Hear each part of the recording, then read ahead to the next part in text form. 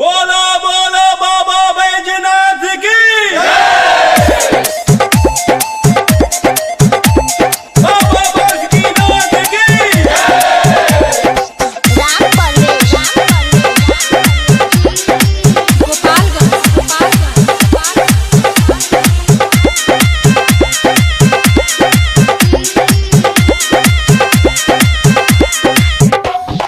सावन में कर ले पूजा गे छोरिया दुल्हनी मन मिलतोगे त सावन में कर ले पूजा गे छोरिया दुल्हनी मन मिलतोगे दुल्हनी मन मिलतोगे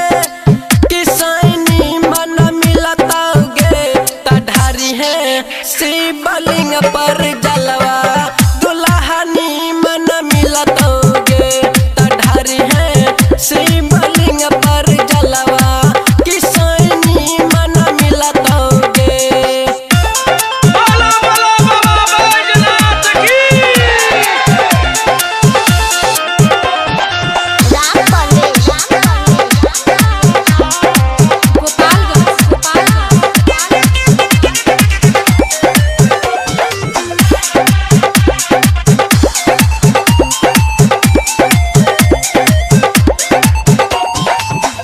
सावन में करी है चारों सोमारे